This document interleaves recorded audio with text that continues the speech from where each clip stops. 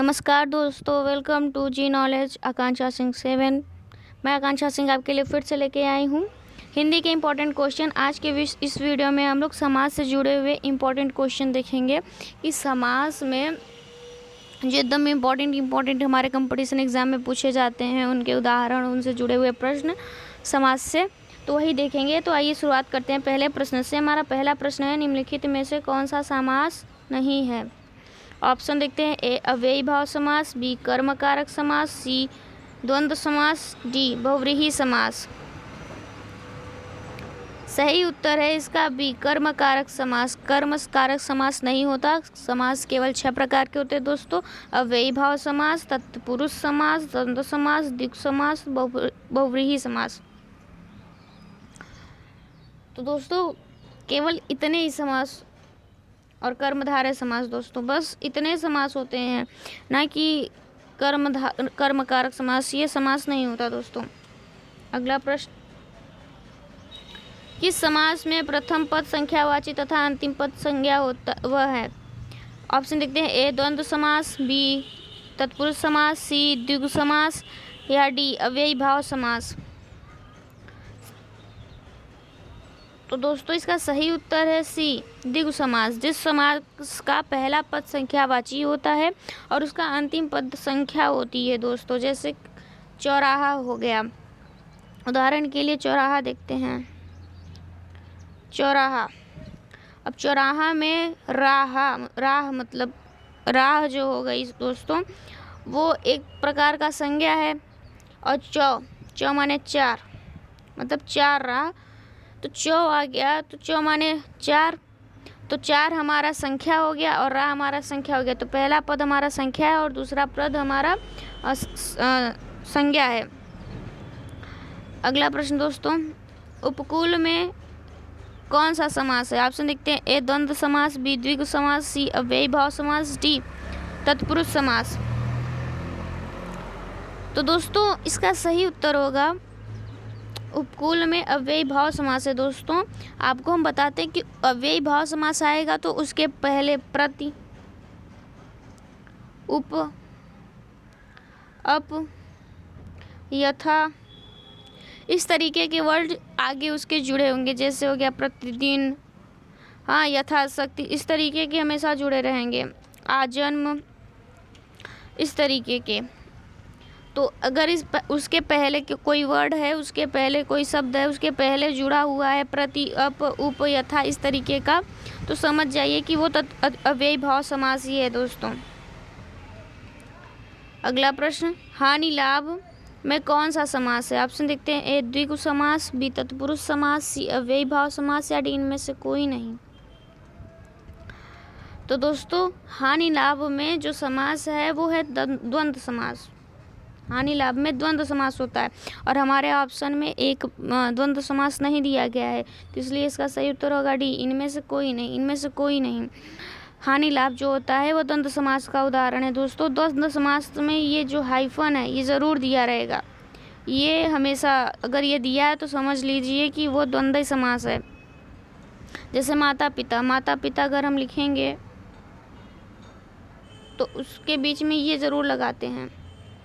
तो ऐसे हम लोग द्वंद्व समास को पहचान लेंगे तुरंत।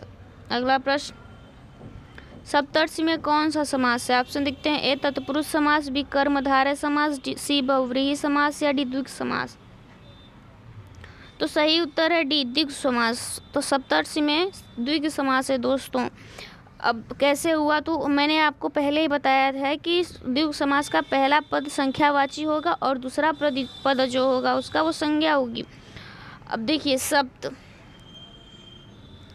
धन ऋषि इसका आ रहा है। सप्त जो है दोस्तों ये एक प्रकार का संख्या है, ये एक प्रकार की संख्या है, इसलिए ये द्विगु समास हो गया। अगला प्रश्न, यथोचित में समास है दोस्तों। ए कर्मधारय समास, बी बहुव्रीहि समास, सी तत्पुरुष समास, या डी अव्ययी भाव समास।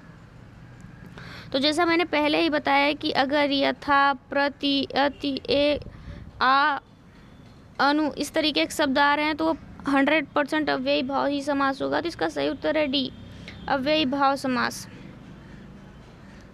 अगला प्रश्न, इनमें से कौन सा समास तत्पुरुष है? ऑप्शन देखते हैं, ए प्रतिदिन, बी माखन चोर, सी भला बुरा या डी चतुर्भुज। तो दोस्तों प्रतिदिन में प्रति आ गया, इसलिए ये हो गया अव्ययी भाव समास।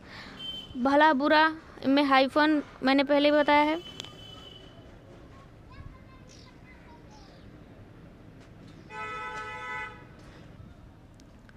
और भला बुरा में हाइफन आया है। तो सॉरी,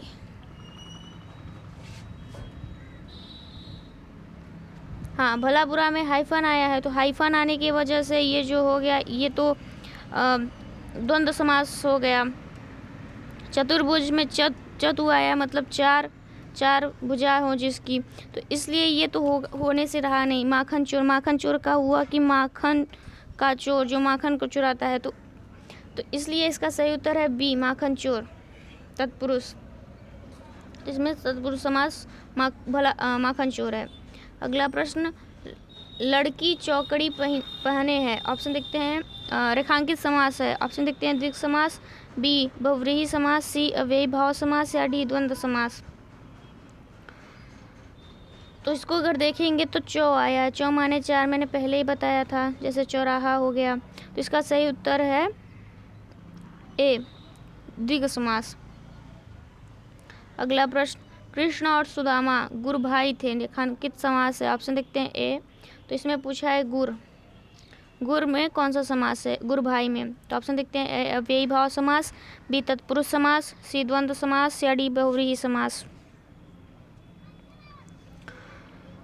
तो इसका सही उत्तर होगा बी तत्पुरुष समास, गुरु भाई, गुरु के भाई। तो दोस्तों तत्पुरुष समास को पहचानने के लिए अगर आप उसका समास विग्रह करेंगे जब भी, तो उसमें का, के, से, पर, इस तरीके के वर्ड आएंगे। जैसे गुरु के भाई, राजपुत्र, राजा का पुत्र, तो इसमें का हो गया इस तरीके से। अगला प्रश्न, त्रिलोचन में समास है। ऑप्शन देखते हैं, ए बहुव्रीहि समास, बी कर्मधारय समास, सी द्विग समास या डी तत्पुरुष समास। सही उत्तर है ए बहुव्रीहि समास। अब आप लोग सोच रहे होंगे कि मैंने पहले ही बताया था कि द्विग समास त्रि आ रहा है, त्रि मतलब तीन, तो द्विग समास होना चाहिए। लेकिन दोस्तों अगर कोई वर्ड है, जैसे कोई शब्द है त्रिलोचन, और इसका हम समास विग्रह करेंगे तो आएगा तीन नेत्र हैं जिसके, लोचन माने नेत्र, तो तीन नेत्र हैं जिसके, अगर इस तरीके का वर्ड आ रहा है, इस तरीके का शब्द आ रहा है, और हम लोग एक किसी निश्चित जगह पहुंचते, जैसे त्रिलोचन, तीन नेत्र हैं जिसके, तो हमारे दिमाग में हमेशा जैसे शंकर भगवान का नाम आएगा, शंकर भगवान के तीन नेत्र हैं। तो इस तरीके के जैसे आएंगे, तो हम लोग अगर इसका विग्रह करेंगे, तीन नेत्र हैं जिसके, अर्थात शिव जी, तो इसलिए इसका बहुव्रीहि समास होगा। अगर बहुव्रीहि समास नहीं दिया है ऑप्शन में, तब आप द्विग समास मार सकते हैं, ठीक। लेकिन अगर नहीं दिया है, अगर दोनों दिया है, तो और अगर वो जो शब्द है और एक निश्चित जगह पहुंच रहा है, एक निश्चित अर्थ दे रहा है, तो आप उसका टिक बहुव्रीहि समास पे ही हमेशा लगाएंगे। अगला प्रश्न, दसमुख में समास है। ये वही है दोस्तों, दसमुख एक तरीके से देखा जाए तो ये द्विग समास होगा, लेकिन इसका दसमुख दशानन रावण दसमुख रावण के थे, तो इसलिए इसका सही उत्तर होगा बी बहुव्रीहि समास। अगला प्रश्न, अजात शत्रु में कौन सा समास है? ऑप्शन देखते हैं, ए बहुव्रीहि समास, बी कर्मधारय समास, सी अव्ययी भाव समास, डी द्विग समास। सही उत्तर है ए बहुव्रीहि समास। अगला प्रश्न, बहुव्रीहि समास का उदाहरण कौन सा है? ऑप्शन देखते हैं, ए पंचवटी, बी करोड़पति, सी चतुर्भुज या डी चरण कमल। सही उत्तर है सी चतुर्भुज, चार भुजाएं हैं जिसकी, जैसे चार भुजाएं हैं जिसकी कृष्ण भगवान हो गए। और पंचवटी का अगर देखा जाए तो इसका कोई भी नहीं निकल रहा है। देखिए पंचवटी पांच वृक्षों का समूह इसको कहा जाता है कि पांच वृक्षों का समूह, इसका समास विग्रह होगा पांच वृक्षों का समूह। तो इसका तो कोई केवल इतना ही पता चल रहा है, पांच वृक्षों का समूह, इसका कोई एक निश्चित विशेष अर्थ नहीं है, विशेष तात्पर्य इसका नहीं निकल रहा है। चतुर्भुज देखा जाए तो चतुर्भुज में आएगा 4 भुजाएं हों जिसकी, अर्थात कृष्ण भगवान। तो इसलिए सही उत्तर उसका होगा चतुर्भुज। करोड़पति करोड़। अगला प्रश्न, पीताम्बर में कौन सा समास है? ऑप्शन दिखते हैं, ए तत्पुरुष समास, बी अव्ययी भाव समास, सी कर्मधारय समास या डी बहुव्रीहि समास। तो इसका सही उत्तर बहुव्रीहि समास। देखिए दोस्तों, बहुव्रीहि समास में बहुत कन्फ्यूज़न होता है। हम आपको कई बार इसका कई उदाहरण दे चुके हैं और ये भी इसका सही उत्तर बहुव्रीहि समास ही होगा। देखते हैं कैसे।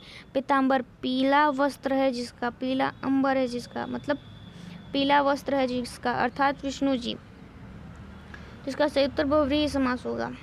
अगला प्रश्न और ये हमारा अंतिम प्रश्न है, कतर व्योत में कौन सा समास है? ऑप्शन देखते हैं, द्वंद्व समास, बी द्विग समास, सी तत्पुरुष समास या डी बहुव्रीहि समास। तो हम लोग पहले पढ़ चुके हैं कि ये चिन्ह जहाँ भी रहेगा वहाँ पर हमेशा द्वंद्व समास रहेगा। तो इसका सही उत्तर ए द्वंद्व समास। आप देखेंगे तुरंत टिक मार देंगे क्योंकि ये बीच में आया है तो मतलब होगा 100% द्वंद्व समास है।